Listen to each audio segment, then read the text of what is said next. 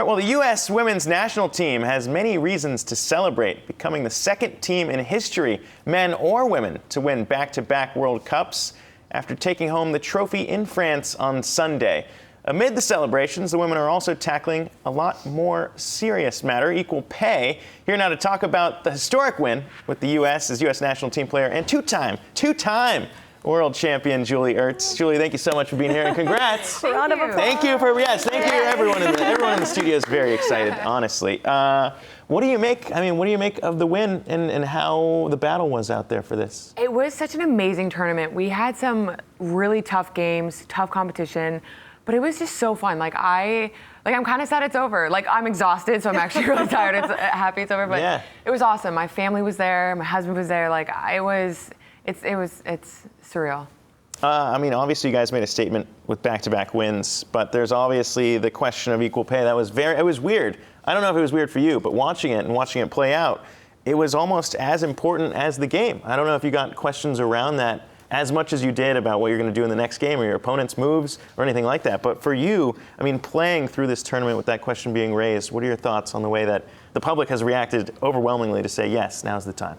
Yeah, the support from the fans have been amazing, both on the field and off the field. And, our team collectively we want to continue to grow the sports, and that's both. That's on and off the field. And we felt that from, in all aspects of sports. And even the final, it felt like a home game then. It was unbelievable to see how many U.S. supporters were in the stands. The chants and everything all the way through. And the sport from multiple people, multiple outlets, completely different, realms of the world kind of coming together, and it's been a huge movement and an honor to kind of be a part of.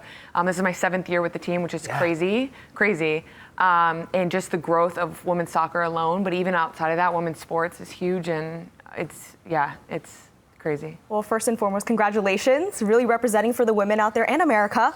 But in terms of equal pay, is that something that you guys talk about amongst your team as well with your teammates? Is that an issue that you guys were discussing at all during this entire tournament?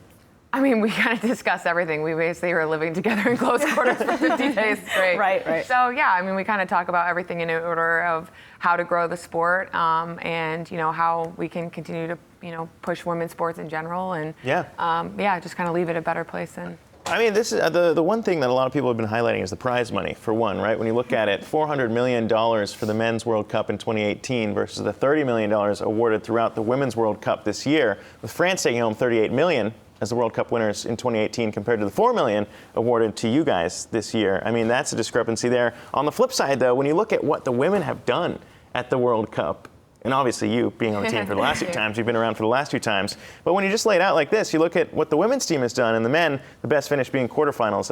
In your eyes, is it kind of a look at what we've done? Just look at the resume.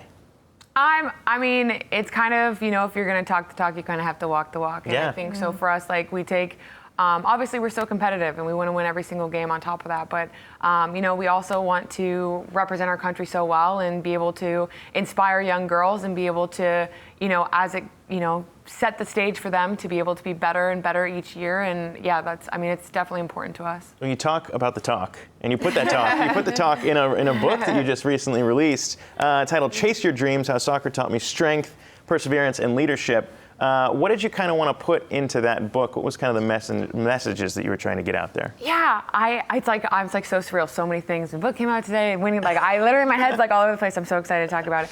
Yeah, just kind of all my thoughts of my lessons that I've learned through soccer and my journey through my faith, and kind of everything for young kids to kind of read, and the importance to me, about being a good teammate, and kind of just things that I've learned growing up, and put it in a book. That's the crazy thing, too, for me, though, because, obviously the celebration has been nuts and it's been crazy, and we talked about the championships over and over again. But your journey specifically back, I was reading about Zach Ertz's things. He actually put this out on his own blog, was kind of the adversity you faced when you got benched, when it was kind of back before you even knew whether or not you'd actually be on the women's national team.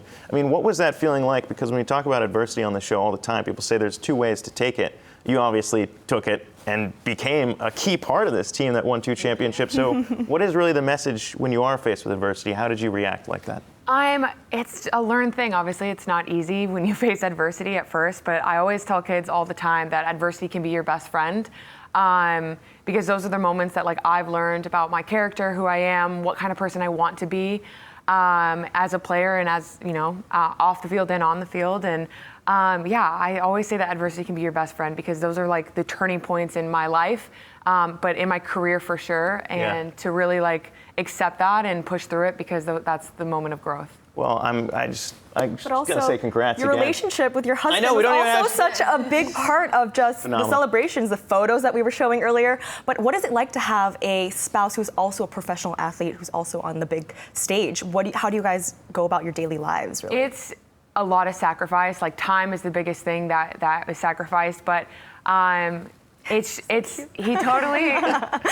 We love it. There it we is. love it. It was so awesome to like look in the stands and see him. And I think in 2015, I was young. It was like my first big tournament with the national team, and I didn't really take it all in. And I loved it, everything about it. It was a totally different journey alone than 2019. And as years goes on, you get a different perspective. And to look up in every single game, starting from the second game on, he got to be there.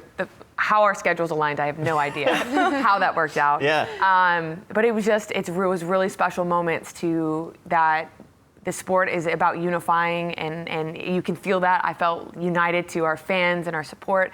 But I felt even closer with my family as well, as they've been there since day one. Yeah. Zach and I started in college, so before our careers even started. So he's been there since day one, and it's started from the bottom. Julie Ertz, thank you so much for taking the time. We got to wrap it there, but you got to come back on. We didn't even get to talk about the Ertz Foundation stuff and all the stuff that you guys do. Congrats on the wins. Sorry, I can't Congrats really help on all the with good work. stock. No, it's all good. Julie Ertz, thank you so much.